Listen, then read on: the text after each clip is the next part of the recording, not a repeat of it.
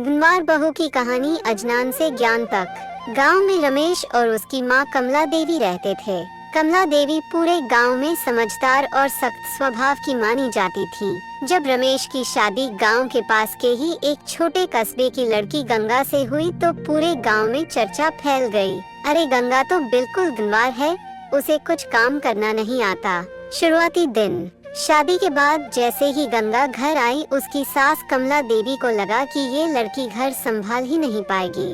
गंगा को ठीक से रोटियां बेलनी आती थी, इन घर का कामकाज। एक दिन उसने सब्जी में नमक इतना डाल दिया कि सब खा ही नहीं पाए। कमला देवी गुस्से में बोली, राम राम, कैसी बहू लाए हो रमेश, ये तो हमारे खानदान की इज्जत मिट्टी में मिला देगी। गंगा चुपचाप रोती रहती पर हार नहीं मानती। उसे लगता कि अगर मेहनत करूंगी तो सब सही हो जाएगा। सीखने का प्रयास। गंगा रोज सुबह जल्दी उठकर सास को काम करते हुए देखती। कभी उनसे पूछती तो कमला देवी झुंझलाकर कह देती, तू रहने दे, तुझसे नहीं होगा। पर गंगा हार मानने वालों में से नहीं थी।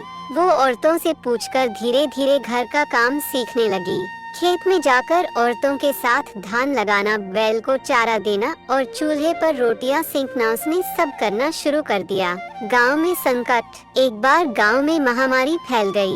बहुत से लोग बीमार हो गए। रमेश भी बीमार पड़ गया। उस समय गंगा ने ही घर की जिम्मेदारी उठाई। उसने बीमार लोगों की सेवा की, गांव में जड़ी बूटियां बांटी और सबके लिए खाना बनाया। लोग कहने लगे, गुनवार बहू सही पर दिल की सोने जैसी है।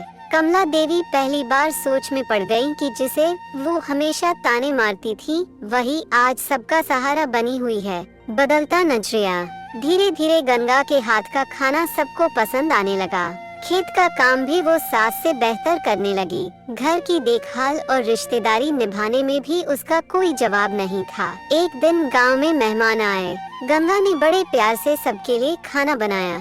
जब सबने उसकी तारीफ की तो कमला देवी की आंखों में आंसू आ गए। माफी और अपनापन। उस रात कमला देवी ने गंगा को अपने पास बुलाया और कहा, बेटी मुझे माफ कर दे, मैंने तुझे गुनवार समझकर अपमान किया, पर तूने सबको साबित कर दिया कि असली अच्छाई पढ़ाई लिखाई में नहीं, दिल और मेहनत में होती है। आज से तू सिर्फ मेरी बहू नहीं, मेरी बेटी है। गंगा की आंखें भी भर आईं। उसने सास के पैर छुए और बोली, माँ, अगर आपकी डांट मिलती तो मैं इतना कुछ सीख भी न पाती।